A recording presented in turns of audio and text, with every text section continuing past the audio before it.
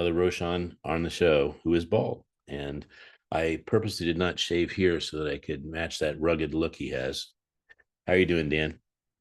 We really qualify for the Bald-a-Thon today.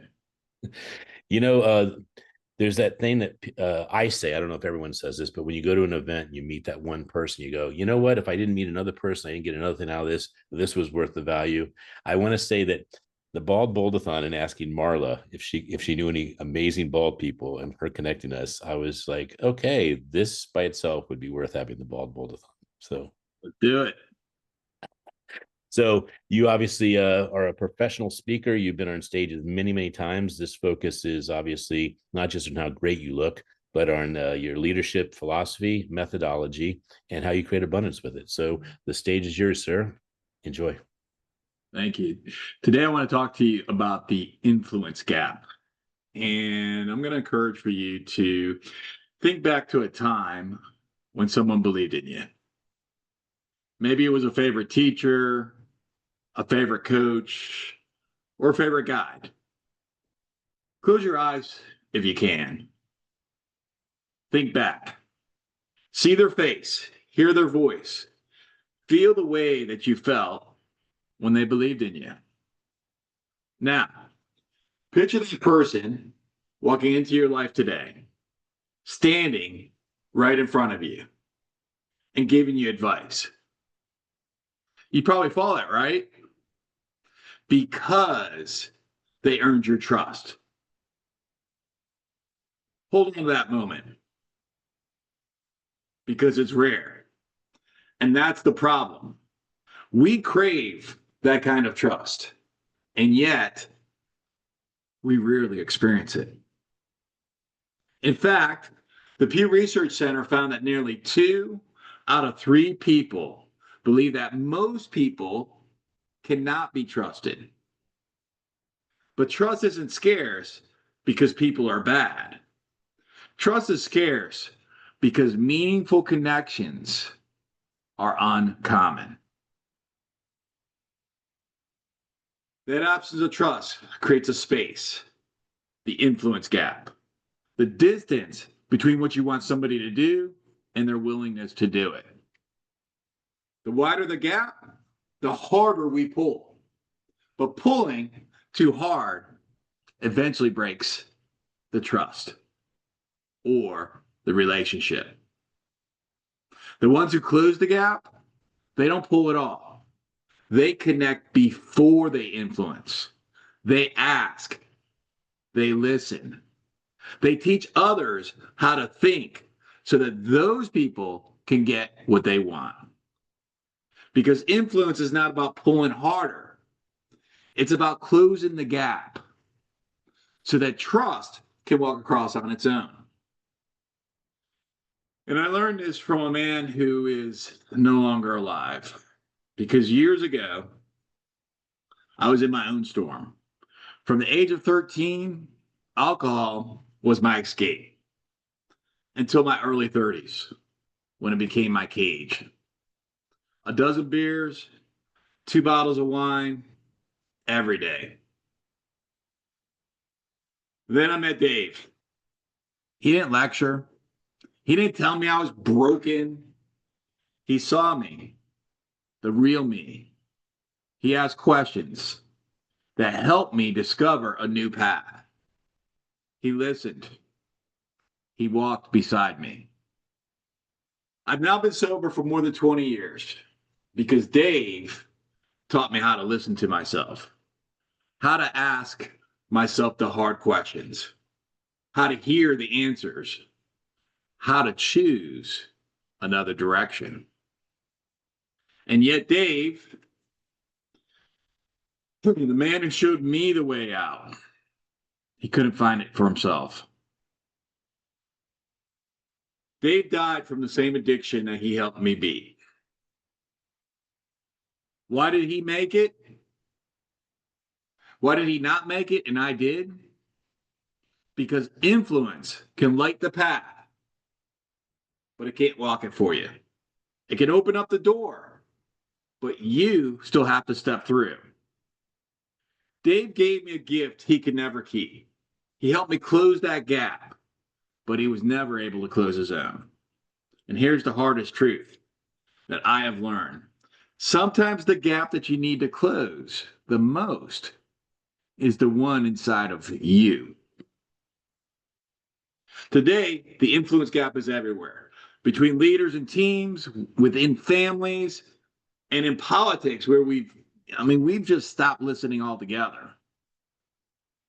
And now, with artificial intelligence that's shaping the world, shaping what we see, what we read, what we hear, it is easy to mistake polish for real human connection. AI can be perfect, but it can't care. It cannot look you into the eyes and see you. It can't cross the gap where trust lives. Technology can give you data, but only humans can give you trust. And here's the danger. If we outsource our connection to machines, we'll wake up in a world where we know more about each other, more facts, but we'll feel more alone than ever. Closing the influence gap, it's not just important, it is survival. And over the years, I have found a way to close it, a way I call the connection framework. Imagine this is the space between you and someone that you need to reach. Now take a step forward with me. Feel that? That is connection beginning. It doesn't happen by accident. It happens because you make deliberate moves. And here are the three that matter most. Move one, connect energetically. Most people fake rapport, a smile, a handshake, and it never sticks. Real rapport is about presence. A French philosopher, Pierre Teilhard de Chardin, once said, "We are spiritual beings having a human experience." When you connect with someone at that level, that spiritual level, you feel it. They feel it instantly. That's rapport. It's the moment that trust begins before the conversation even starts. Move two, ask adept questions. Most people think that influence comes from having the right answers, and that's why they lose it. It comes from asking the right questions. Adept questions don't just scratch the surface, they go deeper. They help people uncover what they really want, and sometimes what they've been afraid to admit. When you ask that kind of question, the kind that makes someone pause, look up, and really think, that's when trust happens. Move three, actively listen. Too many people nod along while their mind races ahead to what they're going to say next. That's not listening. That's waiting to talk. Listening is presence. It's tuning in, not just to the words, but to the energy around the words. When you listen that way, people feel it. They feel seen. They feel safe. That kind of listening doesn't just build trust, it elevates it. And in that moment, influence is not something that you chase. It is something that you are given.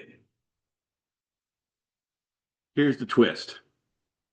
Sometimes that gap you most need to close, that gap's inside of you. If you can't trust yourself, it's almost impossible for other people to trust you. I remember the first time I couldn't follow my own advice. My daughter Maggie, she was young at the time. She asked me if I was okay. And I lied. I said, "Sweetie, I'm fine." I wasn't. She saw right through me. In that moment, I realized if I can't show her the truth, I can't expect for her to trust my guidance. If I can't trust myself, I can't cross my own gap.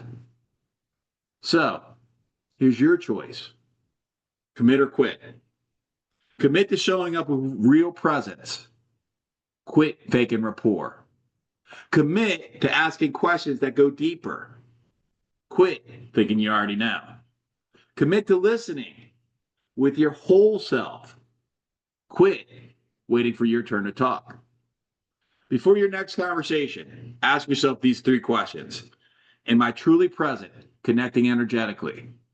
Am I ready to ask adept questions that uncover what matters most? Am I prepared to actively listen? Not just to the words, but to what's behind them. Because when you live by this checklist, influence isn't something that you push for. It's something that people freely give you.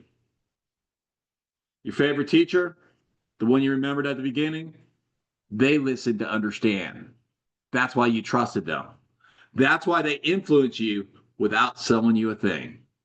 They gave you something, the ability to think for yourself. That's the real gift of influence. When you stop trying to win someone over and start helping them to win themselves. That's how you close the influence gap. That's how you change a life. When you truly connect, you don't have to force the gap closed. You simply bring the ends together and make the connection. And just like that, it disappears. Thank you for letting me present today, Mr. Dr. Smiley. And I want to wish everyone have the best day of your life. Be grateful, make good choices, go help somebody. Because the greatest way to help another person is to teach them how to think so that they can get what they want. And if my message resonated with you today and you want to learn how to close the gap for someone in your life, your business, or your relationship, I wrote a book about it. It's called Teach to Sell: Why Top Salespeople Never Sell and What They Do Instead. And it's not just for salespeople, it's for anyone who wants to communicate, influence, and lead without manipulation or pressure. You can get the book with $10,000 worth of free transformational training at www.teachtosellbook.com. That's teachtosellbook.com, and you get the entire Teach to Sell on-demand curriculum when you get the book. I love that when you finished your presentation with "disappear, I appeared." And the bald guy appeared. So what you're telling me is if you don't want to communicate better and you don't want to really connect and close better, do not get this book. Absolutely. If you don't want to become a better human being, and if This book is you not for don't you. want to know how to ethically influence your parents, your siblings, your mother, that is your parent, your wife, your daughter, don't get the book. Yeah. So the reason I say that is because when you say if you want to communicate better, that means everyone should be buying this book. Not only say you buy the book, you should read it, apply it. And we have the author-thon, the 3rd one for the year, and it's appropriately called The Gift. And it's the gift you can give yourself. I mean, if you're not getting enough gifts for Christmas, you can buy this book, wrap it up, and put it from Santa to you. And by the way, what a segue, because Santa is coming in from the North Pole to talk about leadership. And really, is there anyone better to talk about leadership with regard to giving and where we're going in the season right now? So pretty cool, Dan. Good to see you good to be connected with you. I'm so grateful to Marla, and also just the fact that these shows are really putting people together that I don't know that are super high quality people. For the audience, I ask the question whenever I meet somebody, who do you know that is crushing it or is powerful or is doing really good things in the world that you could nominate or recommend to one of our shows? And so Dan was the top tier and the one I really am excited to meet in the future very soon. So thanks, Dan. Have a great day. Look forward to it, Ken.